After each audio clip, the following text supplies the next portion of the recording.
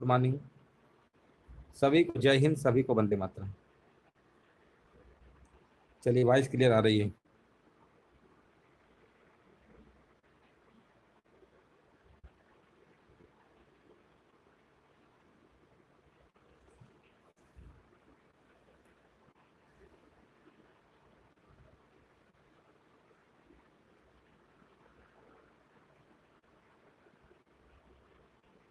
चलिए, question number देखिए, यहाँ पर पहला नंबर आपसे यहाँ पर पूछा गया है। 1992 के 74वें संशोधन अधिनियम ने भारत के संविधान में एक नया भाग जोड़ा था। वो भाग कौन सा है, आपको यहाँ पर कमेंट सेक्शन में बताना है। यहाँ पे राइट आंसर आपका क्या होगा? चलिए, सभी लोग यहाँ पर कमेंट करिए, यहाँ पे राइट आंसर आपका क्या होगा। ये जो भाग आपका जोड़ा गया था ना, ये आपका जोड़ा गया था, ऑप्शन नंबर बी होगा, भाग नंबर 9 का ए। 9 का ए होगा, है ना। 9 का ए यहाँ पर क्या है, बिल्कुल करेक्ट आंसर आपका है। यहाँ पर आप देख सकते हैं 74वें संशोधन अधिनियम ने संविधान में एक नया भाग जो है, यहाँ पर आप देख सकते हैं 9A पेश किया गया। यह अनुच्छेद 243 पी से लेकर 243 जेड जी में नगर पालिकाओं संबंधित है, याद रखिएगा, जिसे नगर पालिका अधिनियम के द्वारा भी जाना जाता है। 1993 से आपका लागू है। भारतीय संविधान का कौन सा अनुच्छेद संसद को अंतर्राष्ट्रीय समझौतों को लागू करने के लिए कानून बनाने का अधिकार देता है? यहाँ पर देखिए, आपको कमेंट करना है, राइट आंसर आपका क्या होगा। और यहाँ पर भी देखिए, हमारे भी जवाब आ चुका है। सेकंड नंबर का यहाँ पर कह रहे हैं अनुच्छेद नंबर आपका कितना है, 253, बिल्कुल सही आंसर दिया गया है। नेक्स्ट प्रश्न बताइए, विश्वविद्यालय अनुदान आयोग अधिनियम किस वर्ष आपका लागू हुआ? यहाँ पर देखिए, आपको कमेंट करना है, राइट आंसर आपका क्या होगा। विश्वविद्यालय अनुदान आयोग अधिनियम जो है किस वर्ष आपका लागू हुआ था? ये आपका लागू हुआ था 1956 को। 1956 यहाँ पे क्या है, बिल्कुल राइट आंसर आपका है, विकल्प आपका सी नंबर होगा। यहाँ पर देखिए, नेक्स्ट प्रश्न पूछा गया, प्रथम एंग्लो पंजाब युद्ध को समाप्त करने के लिए महाराजा दलीप सिंह और ब्रिटिश साम्राज्य के बीच किस संस्था पर हस्ताक्षर किए गए थे? किस संस्था पर हस्ताक्षर किए गए थे, यहाँ पर आपको बताना है। आंसर आपका यहाँ पर क्या होगा? और यहाँ पर देखिए, 4 नंबर का जवाब हमारे बीच आ चुका है, बिल्कुल सही आंसर है। यहाँ पर होगा लाहौर की संधि। लाहौर की संधि यहाँ पर क्या है, बिल्कुल करेक्ट आंसर आपका हो जाएगा। हाँ, नमस्ते नमस्ते सभी को, नमस्ते सभी को, जय हिंद, सभी को वंदे मातरम, बिल्कुल सही है। लाहौर की संधि यहाँ पर जिनका भी आंसर आ रहा ना, बिल्कुल सही है। नेक्स्ट प्रश्न आपसे पूछा गया, दूध में अशुद्धियों को अलग करने के लिए इनमें से किस तकनीक का उपयोग किया जाता है? चलिए, यहाँ पर देखिए, आंसर आपको बताना है, दूध में अशुद्धियों को अलग करने के लिए कौन सी तकनीक का प्रयोग किया जाता है? कमेंट करिए सभी लोग, यहाँ पे राइट आंसर आपका क्या होगा। और यहाँ पर भी देखिए, हमारे बीच आंसर आ चुका है, जो कि बिल्कुल सही आंसर है 5 नंबर का। ये आपका है स्तंभ वर्ण लेखन। स्तंभ वर्ण लेखन आंसर क्या होगा? पहला ही विकल्प आपका आंसर जो है, बिल्कुल राइट आंसर आपका है। यहाँ पर बताना है, बराक घाटी जो है निम्न में से किस पूर्वी राज्य में स्थित है? बराक जो घाटी है निम्नलिखित में से किस उत्तर पूर्वी राज्य में स्थित है? तो यहाँ पे आंसर आपका हो जाएगा असम। आंसर क्या होगा? असम आपका बिल्कुल करेक्ट आंसर आपका हो जाएगा। बिल्कुल सही आंसर है आपका, असम वाला जिनका भी आंसर आ रहा है ना, बिल्कुल सही आंसर आपका है। चलिए, आगे बढ़िए। और अगला प्रश्न आपको बताना, निम्नलिखित में से किस अनुच्छेद में यह प्रावधान किया गया है कि राष्ट्रपति के आदेश के द्वारा एक अंतर्राज्यीय परिषद का गठन किया जा सकता है? कौन से अनुच्छेद में कहा गया है ऐसा? ये अनुच्छेद नंबर दोस्तों याद रखिएगा, अनुच्छेद नंबर आपका है 263 है। हाँ, बहुत बढ़िया, बिल्कुल सही जवाब है। अगला प्रश्न बताइए, अटाला मस्जिद जो है उत्तर प्रदेश के किस शहर में स्थित है? यहाँ पर देखिए, आपको बताना है, अटाला जो मस्जिद है उत्तर प्रदेश के किस जिले में स्थित है? इस प्रश्न का आंसर देखिए सभी लोग दीजिए, यहाँ पर आंसर क्या होगा। और यहाँ पर भी देखिए, आंसर हमारे बीच आ चुका है, जो कि बिल्कुल करेक्ट आंसर दिया जा रहा है ना, बिल्कुल सही आंसर बताया जा रहा है।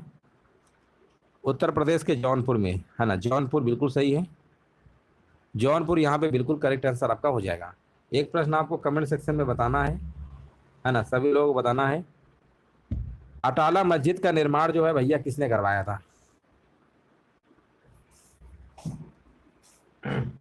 है ना, ये आपको कमेंट में बताना है कि जो अटाला मस्जिद है इसका निर्माण जो है किसने करवाया था, ये कमेंट सेक्शन में बता दीजिए, तो बड़ी मेहरबानी होगी। इसका आंसर बताइए, किसने करवाया था? अच्छा, मेरे घर के पास में, बिल्कुल सही है, इब्राहिम शाह सरकी ने बनवाया था, याद रखिएगा, इब्राहिम शाह सरकी ने बनवाया था, 1408 में बनवाया था, है ना, 1408 में बनवाया था, ये भी आपको याद रखना है। Ibrahim cerci, Ibrahim Shah cerci. चलो आगे बढ़ा जाए, अगला प्रश्न बताइए। यहाँ पर पूछा गया दंती दुर्ग प्रारंभिक मध्यकालीन भारत के निम्नलिखित में से किस राजवंश से संबंधित था। यहाँ पर देखिए आपको बताना है, दंती दुर्ग के बारे में बताना है। ये आपका हो जाएगा राष्ट्रकूट। आंसर क्या है? राष्ट्रकूट। गुप्त काल का प्रसिद्ध देवगढ़ मंदिर कहाँ पर स्थित है? गुप्त काल का प्रसिद्ध देवगढ़ मंदिर कहाँ पर स्थित है? ये आपका दोस्तों उत्तर प्रदेश में, उत्तर प्रदेश लगा दीजिए, यूपी। निम्नलिखित में से कौन वाकाटक राजवंश का संस्थापक था? वाकाटक राजवंश का संस्थापक आपसे पूछा गया है ना। यहाँ पर कमेंट करिए सभी लोग, वाकाटक राजवंश का संस्थापक कौन था? हाँ, विंध्य शक्ति भैया कह रहे हैं, बिल्कुल सही है, विंध्य शक्ति थे। वाकाटक राजवंश के संस्थापक कौन थे, है ना, जिनका नाम भैया देवी जो है विंध्यवासिनी के नाम से लिया गया है, ये भैया संस्थापक है विंध्य शक्ति। इनका जो टाइम पीरियड था 250 से लेकर 270 ईस्वी। भारतीय संविधान का कौन सा अनुच्छेद राज्यपाल के रूप में नियुक्ति की योग्यता संबंधित है? नियुक्ति की योग्यता संबंधित है, यहाँ पर आपको बताना है राज्यपाल। चलिए यहाँ पर भी देखिए हमारे भी जवाब आ चुका है। 12 नंबर का जवाब बिल्कुल सही बताया जा रहा है। 12 नंबर का कमेंट करके जवाब दीजिए सभी लोग। 157 बिल्कुल सही है, अनुच्छेद नंबर 157। सोडा वाटर में कौन सी गैस पाई जाती है ना, कमेंट करिए यहाँ पर। सोडा वाटर में कौन सी गैस पाई जाती है? तो ये आपकी पाई जाती है ठोस कह रहे हैं, कार्बन डाइऑक्साइड, CO2 जिसे आप कहते हैं। सोडा वाटर में CO2 गैस आपकी पाई जाती है। कार्बन डाइऑक्साइड का फार्मूला क्या होता है? CO2 होता है।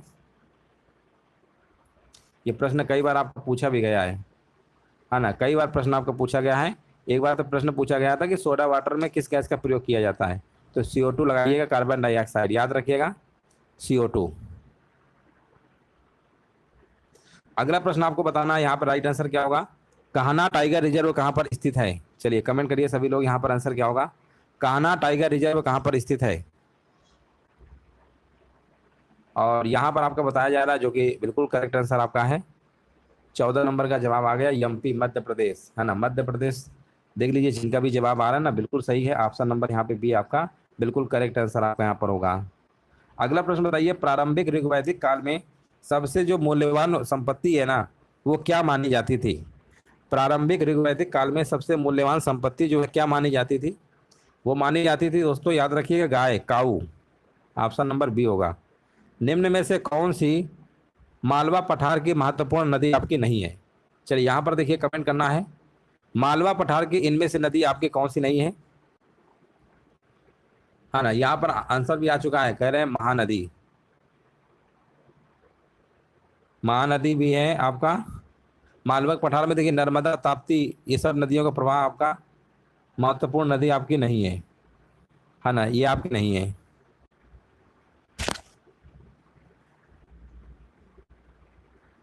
कौन सी नहीं है? तो इसमें आपकी कौन कौन सी आपकी नहीं है?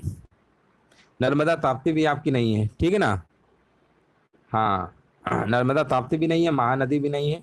बाकी जो आपकी इसमें प्रवाहित जो होती हैं वो है बेतवा, पार्वती, काली, सिंध, चंबल, माही, ये सब आपकी हैं। अगला प्रश्न बताइए, निम्नलिखित में से कौन सा भारत के नागरिक का मौलिक कर्तव्य है? भारत के नागरिक का यहाँ पर मौलिक कर्तव्य आपको बताना। 70 नंबर का जवाब क्या होगा? यहाँ पर जो ऑप्शन नंबर आपका यहाँ पर लिखा हुआ है ना, ऑप्शन नंबर डी लिखा हुआ है, राष्ट्र की संस्कृति का संरक्षण करना। ऑप्शन नंबर डी आपका बिल्कुल करेक्ट आंसर आपका होगा। इनमें से कौन सा एक ऑपरेटिंग सिस्टम आपका नहीं है? कौन सा एक ऑपरेटिंग सिस्टम नहीं है, यहाँ पर आपको कमेंट करना है।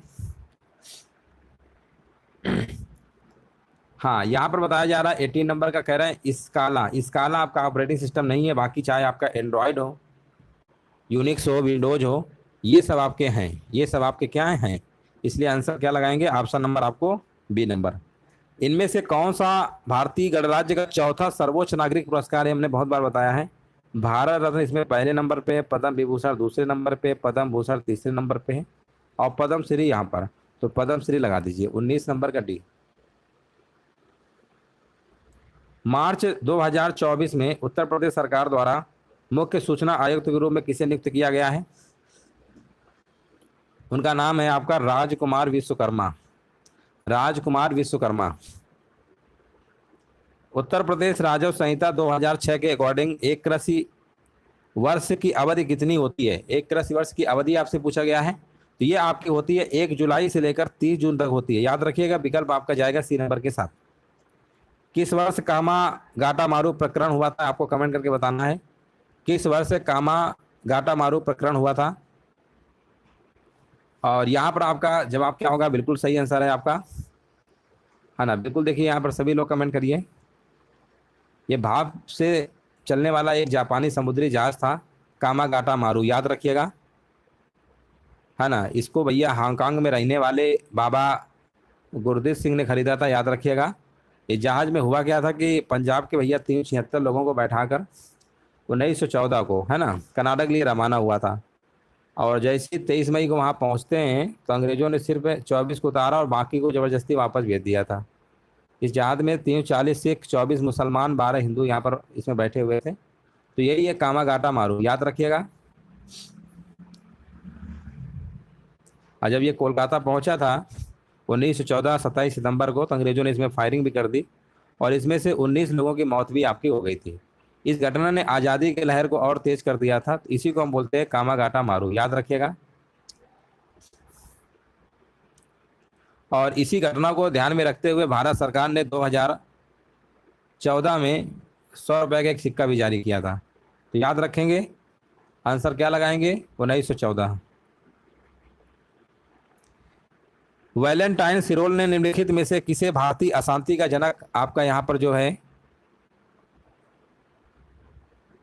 कहा था? ये कहा था भैया बीजी तिलक, बाल गंगाधर तिलक। किस देश की राष्ट्रीय मुद्रा जो है गौरदे है? बताइए, किस देश की राष्ट्रीय मुद्रा गौरदे है? उस देश का नाम है आपका हैती। महात्मा गांधी की दांडी मार्च में कितने सहयोगी शामिल थे? यहाँ पर कमेंट कराइए। महात्मा गांधी की दांडी मार्च में कितने सहयोगी शामिल थे? कमेंट करिए सभी लोग,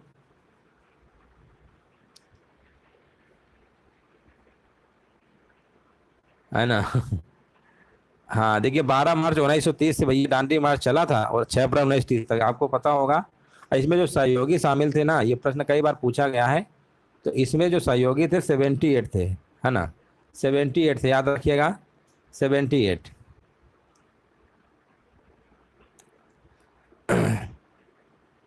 78 थे, याद रखेंगे। हाँ, जैसे यूपी में गाड़ियों के नंबर में क्या लिखा होता है? यूपी 78, है ना, यूपी 78। ये कानपुर का है RTO number, UP 78।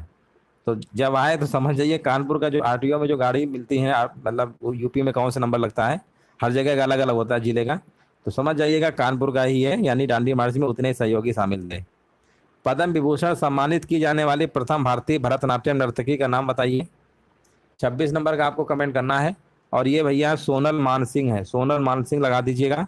Padma Vibhushan से सम्मानित की जाने वाली प्रथम भारतीय भरतनाट्यम नर्तकी सोनल मानसिंह थी। सोनल मानसिंह को भैया 1992 में पद्म भूषण और 2003 में पद्म विभूषण पुरस्कार सम्मानित आपका किया गया। बाल गंगाधर तिलक ने होम रूल की स्थापना कब किया था? है ना, कमेंट करिए। बाल गंगाधर तिलक ने होम रूल की स्थापना कब की थी? बाल गंगाधर तिलक ने भैया एक नारा भी दिया था, स्वराज मेरा जन्मसिद्ध अधिकार है, मैं इसे लेकर रहूंगा। और ये जो भैया इन्होंने स्थापना जो किया था, वो डेट याद रखिएगा 28 अप्रैल 1916 को बेलगांव, बेलगांव में किया था। अब मान लो पूछ ले कहाँ पे किया था, तो बेलगांव, है ना, बेलगांव, बेलगांव यानी पूना, ये पूना में है आपका, पूना, बेलगांव पूना में होम रूल की स्थापना किया था, याद रखिएगा। अगर ये प्रश्न आपसे पूछा जाता है तो 1916 में तो किया ही था। हाँ ना, बिल्कुल सही है, बिल्कुल करेक्ट आंसर आपका हो जाएगा। स्वतंत्रता आंदोलन के दौरान कुख्यात सेलुलर जेल कहाँ पर स्थित है? बताइए, स्वतंत्रता आंदोलन के दौरान कुख्यात सेलुलर जेल कहाँ पर स्थित है?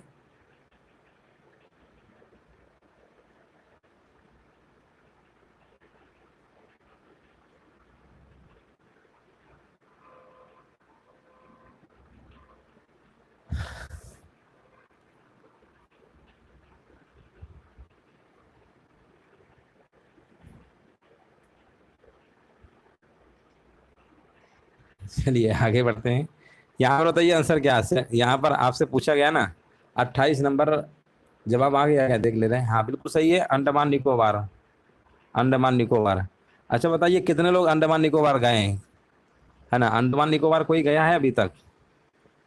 राज्यसभा के प्रथम अध्यक्ष कौन थे, यहाँ पर कमेंट करके बताइए। तो राज्यसभा के प्रथम अध्यक्ष पूछा गया है आपसे, तो ये भैया थे डॉक्टर एस राधाकृष्णन। ये जो उपराष्ट्रपति पहले होते हैं ना, वही आपके राज्यसभा के सदस्य होते हैं पहले। बांग्लादेश में सहायक नदियों सहित नदियों की कुल संख्या कितनी है? बांग्लादेश में सहायक नदियों सहित नदियों की कुल संख्या कितनी है? तो लगभग मान के चलिए कि 700 के आसपास है, 700। चलिए आगे बढ़ते हैं, अगला प्रश्न बताइए। भारत में पाषाणकालीन शिला चित्रकारी कहाँ पर पाई जाती है ना? ये आपका जवाब होगा आपका भीमबेटका, है ना? भीमबेटका याद रखिएगा, भीमबेटका यहाँ पर बिल्कुल करेक्ट आंसर आपका है। अगर हम आपसे पूछ लें कि बताइए भीमबेटका कहाँ पर है ना? तो बताइएगा भीमबेटका कहाँ पर है कमेंट करके। ये कहाँ पर है, कौन से स्टेट में है भीमबेटका, है ना? ये मध्य प्रदेश जो आपका है राज्य है, उसी में एक जिला पड़ता है रायसेन, वहीं पर भीमबेटका याद रखिएगा। अगर आप लोग नहीं गए हैं तो वहाँ पर जा सकते हैं, घूम सकते हैं, है ना? तो ये एमपी में पड़ता है, मध्य प्रदेश राज्य में एक जिला है रायसेन जिला, वहीं पर है आपका ये। इन सरल चित्रों में आपको भैंस, हाथी, बाघ, गैंडा, सुअर आदि के चित्र देखने को वहाँ पर मिलेंगे। विश्व विरासत दिवस को किस रूप में भी जाना जाता है, आपको कमेंट करना है। विश्व विरासत दिवस कब मनाया जाता है, ये आपको कमेंट में बताना है। विश्व विरासत दिवस कब मनाया जाता है? हर साल मनाया जाता है। और ये जो आपका आंसर है, हाँ 32 नंबर का जवाब ही हमारे बीच आ चुका है, बिल्कुल सही आंसर है। कह रहे हैं स्मारकों और स्थलों के लिए अंतर्राष्ट्रीय दिवस, ये बात तो आपका सही है। दुनिया भर में सांस्कृतिक विरासत स्थलों के बारे में जागरूकता बढ़ाने और उनके ऐतिहासिक महत्व को मान्यता देने के लिए ऐसा मतलब मनाया जाता है। लेकिन ये हर साल कब मनाया जाता है, ये प्रश्न आपका एग्जाम में एक बार पूछा गया था। ये दोस्तों आपका मनाया जाता है ना? हाँ, प्रति विश्व विरासत दिवस जो मनाया जाता है, ये आपका मनाया जाता है 18 अप्रैल को। 18 अप्रैल को कब मनाया जाता है? 18 अप्रैल को मनाया जाता है, डेट याद रखिएगा 18 अप्रैल। पुलिस पदानुक्रम में पुलिस आयुक्त जो होते हैं डीसीपी के ठीक नीचे का पद क्या है? यानी डीसीपी के नीचे भैया कौन आते हैं? डीसीपी के नीचे आपके आते हैं एसीपी, सहायक पुलिस आयुक्त हैं। नीलगिरी पर्वतमाला किस राज्य में स्थित है, ये कमेंट करके आपको बताना है। राइट आंसर क्या होगा? नीलगिरी पर्वतमाला किस राज्य में स्थित है? ये आपका तमिलनाडु, बिल्कुल सही है, तमिलनाडु बिल्कुल करेक्ट आंसर है। नीलगिरी भारत के राज्य तमिलनाडु का एक प्रमुख पर्यटक स्थल है, जिसकी खूबसूरती देखते ही बनती है ना? तो ये भी आप अच्छे से जा सकते हैं, नीलगिरी पर्वतमाला तमिलनाडु में घूम सकते हैं। गर्मी का मौसम है तो घूमना भी चाहिए, है ना? चलो आगे बढ़ते हैं। किसी स्थान का मानक समय निर्धारित करने का आधार होता है, पहाड़ी इलाकों में बहुत अच्छा लगता है जब घूमेंगे वहां पर। किसी स्थान का मानक समय निर्धारित करने का आधार होता है, 35 नंबर बताइए क्या होगा? 35 आपका होगा प्रधान मध्याह्न रेखा होती है। अगला प्रश्न आपको बताना, WPL वुमेन्स प्रीमियर लीग जिसे आप कहते हैं, IPL तो खूब सुने ही होंगे, है ना? ये महिला वाला है WPL। 2024 में 6 विकेट लेने वाली पहली खिलाड़ी एलिस पेरी जो है किस देश से बन गई है? मतलब पहली बार 6 विकेट ले लिया, क्या बात है। इनका भैया देश है ऑस्ट्रेलिया है। कौन से देश की है? ऑस्ट्रेलिया। रॉयल चैलेंजर्स बेंगलुरु के ऑलराउंडर एलिस पेरी महिला प्रीमियर लीग के इतिहास में 6 विकेट लेने वाली पहली खिलाड़ी बन गई, याद रखिएगा। 4 ओवर में सिर्फ 16 रन देकर 6 विकेट लिए थे। आपको ये भी पता होगा IPL जो 20 ओवर का होता है मैच, इसमें आप एक बॉलर से जो भी बॉलिंग होती है, एक व्यक्ति जो है, एक प्लेयर जो है केवल 4 ओवर तक ही बॉलिंग कर सकता है ना? मैक्सिमम 4 ओवर तक। और जो 50-50 ओवर का मैच होता है ना, उसमें 10 ओवर तक 5 प्लेयर ही मतलब मैक्सिमम कर सकते हैं बॉलिंग, है ना? ये तो 4-4 करेंगे, 20 ओवर हो गया और 50 का होगा 10-10। माना दर्रा किस राज्य में स्थित है? 38 नंबर बताइए। माना दर्रा भैया ये कहाँ पर है? उत्तराखंड में है, उत्तराखंड में। हाँ, इस समय IPL वगैरह तो बहुत लोग देखते ही होंगे, है ना? कितने लोग IPL देखते हैं कमेंट करके जरूर बताइएगा। अल बरूनी ने अपनी पुस्तक किताबुल हिंद किस भाषा में लिखी थी, है ना? किस भाषा में लिखी थी? आप 39 नंबर बताना है। और ये भैया अल-बरूनी जो हैं इन्होंने लिखी थी अरबी भाषा में। किस महाद्वीप में एटलस पर्वत ही नहीं है?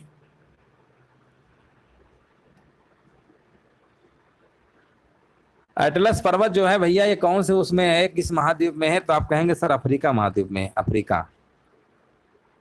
गंगा नदी की कुल लंबाई कितनी है? कमेंट करिए। 25 25 25 25। इनमें से बताइए किसे काला पैगोडा के नाम जाना जाता है? तो आप कहेंगे सर उड़ीसा में जो कोणार्क का सूर्य मंदिर है ना, उसी को हम कहते हैं, है ना, उसी को कहते हैं ना। बिल्कुल सही है। एक और प्रश्न आपके सामने है, नदी से संबंधित प्रश्न है। गोदावरी नदी की कुल लंबाई कितनी है? गोदावरी नदी की कुल लंबाई कितनी है? अभी गंगा नदी के बताए थे, अब गोदावरी की याद रखिएगा। गोदावरी की है 1465। गोदावरी की 1465 है। गंगा नदी की कुल लंबाई 25 किलोमीटर है, याद रखिएगा। अगला प्रश्न है, विश्व मौसम विज्ञान दिवस आपका कब मनाया जाता है? चलिए कमेंट करिए, विश्व मौसम विज्ञान दिवस आपका कब मनाया जाता है? ये दोस्तों आपका मनाया जाता है 23 मार्च को।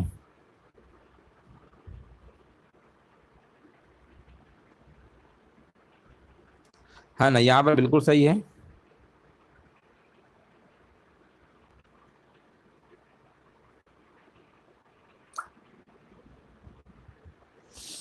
चलिए बिल्कुल सही आंसर है।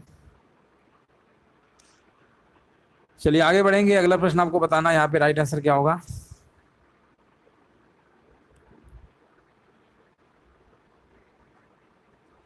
डॉक्टर ऑफ द ईस्ट नामक प्रसिद्ध पुस्तक के लेखिका कौन है? 45 नंबर। ये है भैया बेनजीर भुट्टो। बेनजीर भुट्टो।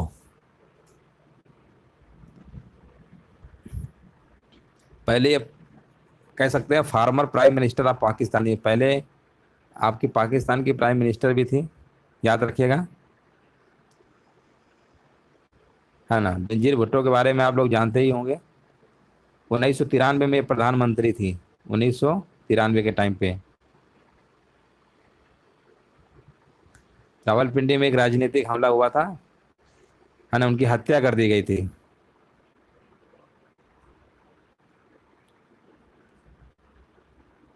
पाकिस्तान की पहली महिला प्रधानमंत्री भी थी, याद रखिएगा। जैसे भारत की हम बात करते हैं तो भारत की आप क्या कहते हैं, इंदिरा गांधी जी प्रधानमंत्री थी, महिला प्रधानमंत्री। ऐसे पाकिस्तान की जो मुस्लिम थी आपकी, पाकिस्तान की बेनजीर भुट्टो। चलिए आगे बढ़ेंगे। अगला प्रश्न आपको बताना है आंसर यहाँ पर क्या होगा। विक्रमशिला विश्वविद्यालय की स्थापना किसने की और नालंदा विश्वविद्यालय को पुनर्जीवित किसने किया?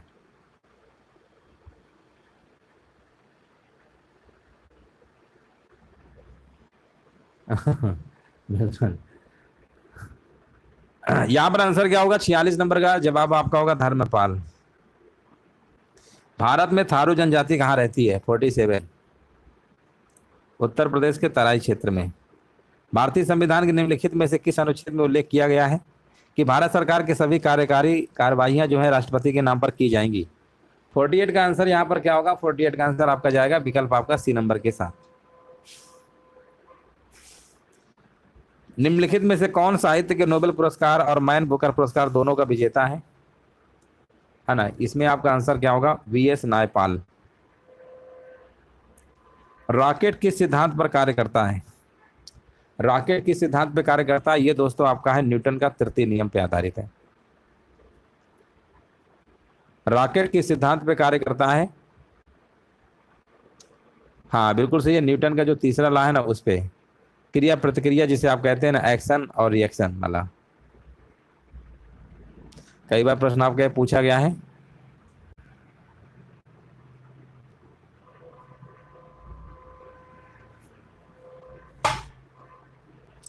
न्यूटन के 3 नियम आपने पढ़े होंगे गति के। पहला नियम आपने पढ़ा होगा कि कोई भी पिंड एक सीधी रेखा में तब तक चलता रहेगा जब तक उस पर कोई बाहरी बल न लगाया जाए। इसी को हम जड़त्व का नियम भी कहते हैं। कई बार पूछ लेता है कि जड़त्व का नियम भैया कौन है, तो न्यूटन की गति का जो पहला नियम है उसी को हम जड़त्व का नियम भी कहते हैं। और न्यूटन का जो दूसरा नियम है आपका, वो किसी वस्तु के संवेग परिवर्तन की दर बल की दिशा में लगाए गए बल के अनुक्रमानुपाती होती है। F बराबर ma पढ़ते हैं ना, उस पे है वो फार्मूले पे।